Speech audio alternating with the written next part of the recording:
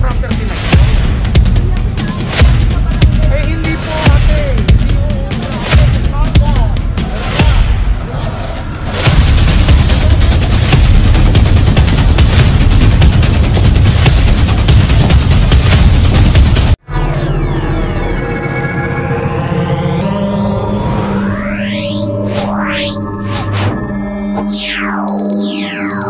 Kayo mga kabungis, kayo may-ari ma'am?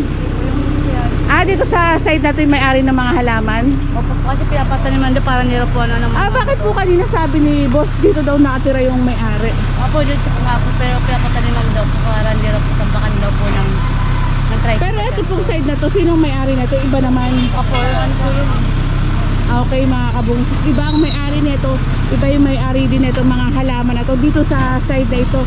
Kaso ang layo nga po na nandito sa pwesto na ito na hindi naman nila sakop. Although it's bangketa pero hindi pa rin po nila sakop, na sa kabila po sila ng site. And may nakalagay pala dito. And dito tayo sa side na to.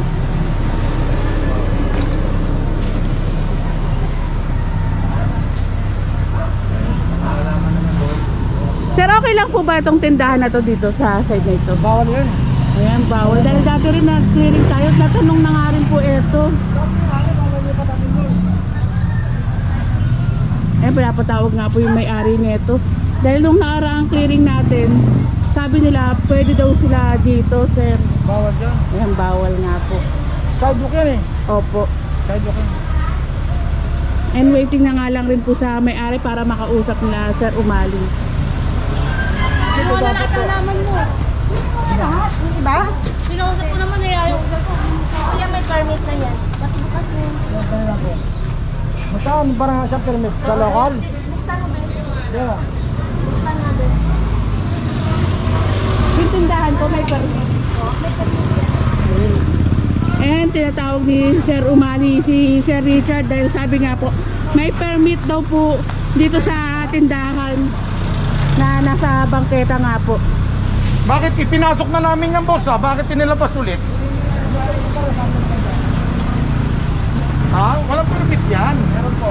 Unang-una pare, government control ang pinaglalagay niya. Kung may permit man yan, dapat nasa property line nyo. Kuya, pinaanan namin sa barangay. Eh hindi po ate, hindi uubra. Alam nyo kung bakit? This is government controlled area. Hindi nasakop ng titulo ninyo. Di ba? Hindi naman tayo pwede maghanap po sa pampublikong lugar. Kailangan may tama kayong lugar. Ayan,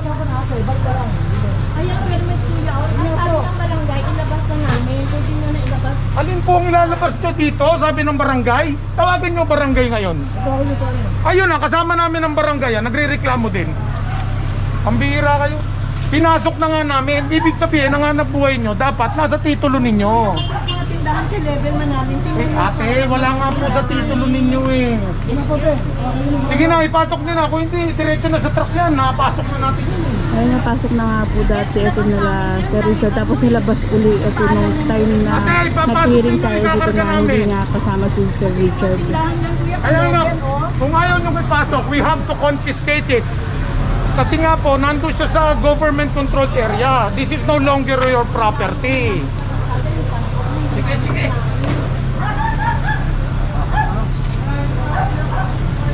Sabi talaga sa level yung mga tindahan natin. Tingnan mo man, sana tanggalin yung mga tindahan. Sa level ng tindahan yan siya. Sana tanggalin nila lahat yung tindahan na sa level ng tindahan namin. Ng takoyaki na yan. Tingnan mo, mas malayo itong YMCA. Tingnan mo ito ang ano. Yung iba nagdatindahan dyan, lumalampas sila eh. Kinakain na nga nila yung pakit yan sa unahan. Kami nga ang laki pa ng patlong oh. Ang operation, hindi po pwedeng paulit-ulit. Pag paulit-ulit ang operation, ang tawag po dyan, habitual violation. Yeah. Yeah. Ano po yun? Naman ako. Oh? Sa akin yun. Alisin ko rin? Oo, tanggalin ko na. Nanay, nakakaya naman. Parang anong dalawa bahay ni Mother ah. Tulungan niyo si nanay, tulungan ninyo. Oh, yung iba rito, tulong dito, hoy! Ayun, pinatulungan na. Hindi mo pwede pasok na lang. Hindi, papasok na lang to. Sige po, tutulungan namin kayo, sige. Papasok na lang. Sige po. Papasok niyo po lang gamit. Papasok na lang. Patingnan nyo, baka may gamit sa loob. Dala, may mga gamit sa loob. Oh, sige. Ano? natin. Binalik na lang ulit. May video pa kami dyan eh. Sinulungan ulit namin. Kasi lang, permit lang dito. Ano kailangan? Ha? Anong kailangan? Kailangan no, ang anak buhay nandun sa may titulo, wala doon sa may titulo nyo. Ha? This is government Mga control. tindahan ka-level nito, doon sa unahan. Diba? Mga tindahan ay ka-level. Hanggang dito lang ang property ninyo. Ito, kinatatayo. How about yung sa unahan, kuya? Bakit nakakatindahan sila? Gusto mo, sumulat ka eh. Tingnan mo ngayon, turo mo sa akin. Gigibay natin. Sabihin nyo sa akin, turo nyo sa akin ngayon. Tingnan nyo, galing kami ron eh. Parang pinag-uusan lang. Oh, sige, buhat na, buhat! Buhat na! Oh, buhatin nyo na ng pangalawang beses. Pangalawang beses, ha? Isa, dalawa. Kasi lahat kayo, nasa isang nasa gilid. Kayo tuwan sa kabila. Meron. Galing mo na kuya, kuya. Kailang, tanggalin nyo yung nakatali na yun. Ano ba yun? Ito, may bayan. Kasi, alam mo eh. Bakit sa buho? Bawal, parang. Ilaw. Nakapulang ngayon, nakapulang. Yung mga nakapulang. And mga kabungsis, ipapasok na nga po itong cart dito sa loob ng property nila Ma'am and Sir.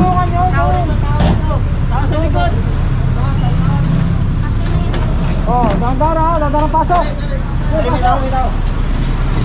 Dandan. Tara mo yan, pre.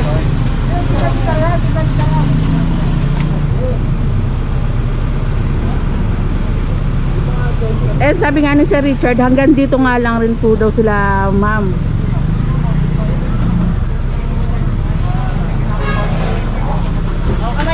And ito, napasok na nga po ng ating skog. Itong tindahan po dito sa looban nila, Sir.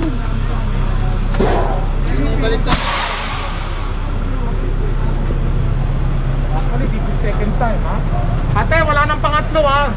Diretso na po sa truck ang pangatlo niyan. Pero sa pagkakalam ko, third time na nga po. And kasi hindi kasama si Sir Richard. Doon po, puntahan lang natin itong side na to. Yung iba kumpiskado. Ito naman po si ma'am na ang bahala dito sa mga halaman na to. Siya na ang bahala maglinis at mag-alis nga po ng mga halaman na sa pwesto pala ng iba nakalagay.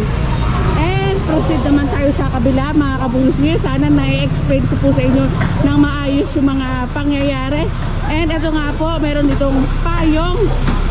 Tanggal na nga rin po ito. Na nakatali nga po dito. Ayan.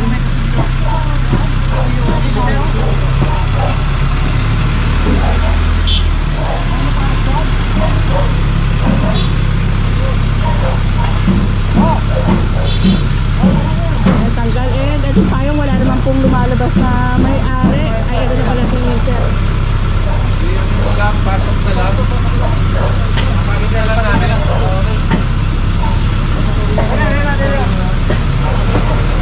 Kahit yung pasok na lang, para sa ulit na lang sila. Ayan, sabi ni Sir, ipapasok na nga lang daw po nila. Pasok na lang. Sige, ako na magpapasok niyan. Sir, papasok na lang, sir. Ay niyo pala yan. And ito nga rin po. Pinasok na mga kabungsnis. And dito naman tayo sa side na to. Ang mga sasakyan, TFSO na po bahala dyan sa mga sasakyan. And ito naman sa side na to, pinapasok naman nila ma'am ang kanilang mga halaman sa kanilang property line. Kapag hindi na property line,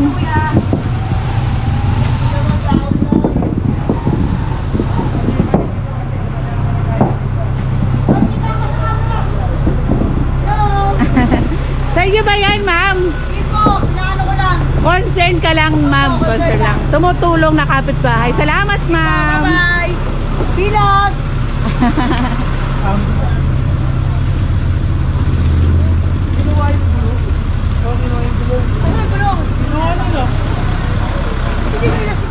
Dahil naka-obstruct nga po, kaya kumpiskado ng arin po.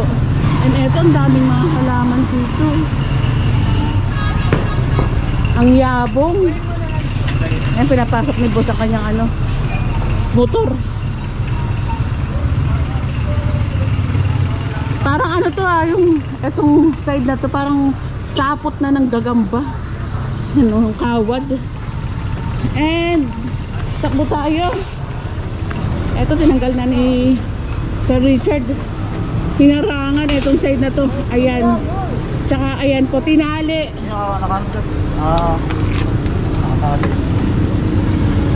Nice.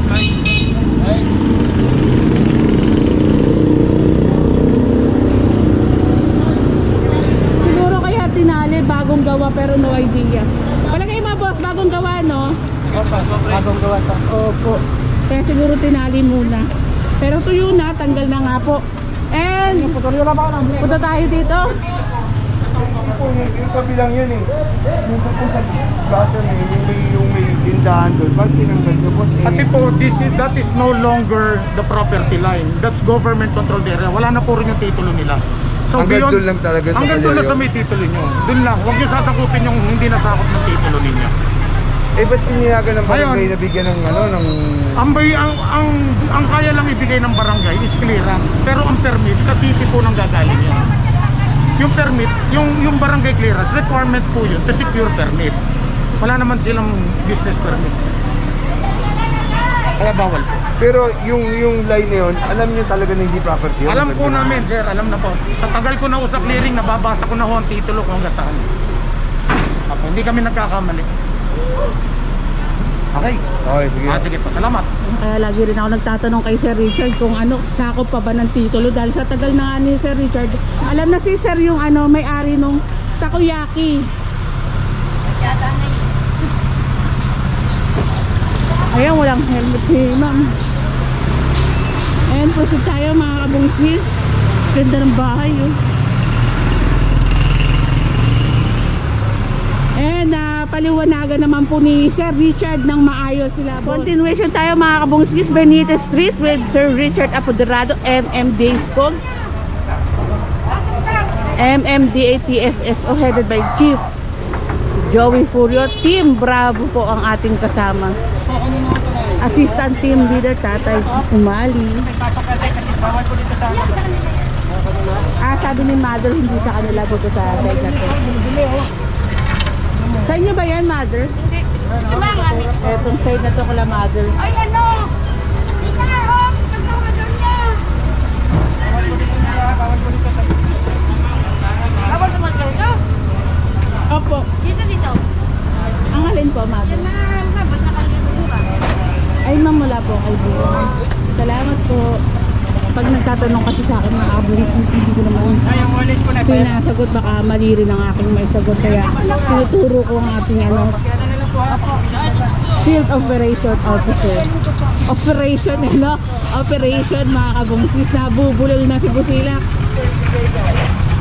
Ayan, ito yung nakita natin kanina nga si ma'am na lumabas, walang suot na helmet. Ayan, nakita ng ating TFSO. Ticket na nga po si ma'am.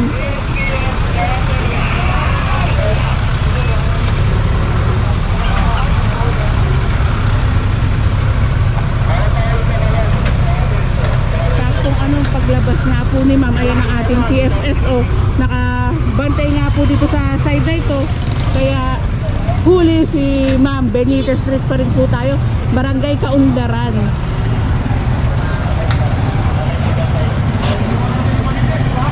Yes, sabi ni Sir Richard, iniwan natin malinis etong Benitez, kahabaan ng Benitez. Dahil tinanggal nga po ang mga obstruction at kahit yung ibang naniniwala, pinapaniwalaan na hanggang dun sila dahil sabi daw po ng barangay na ipasok na nga rin po ang obstruction.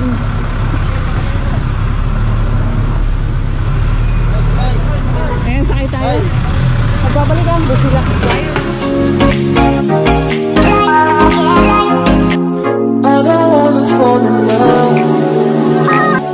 I just wanna have some fun, yeah. I don't wanna fall in love. I just wanna have some fun. I don't wanna fall in love, fall in love, fall in love, fall in love, fall in love, fall in love, fall in love. I don't wanna fall in love,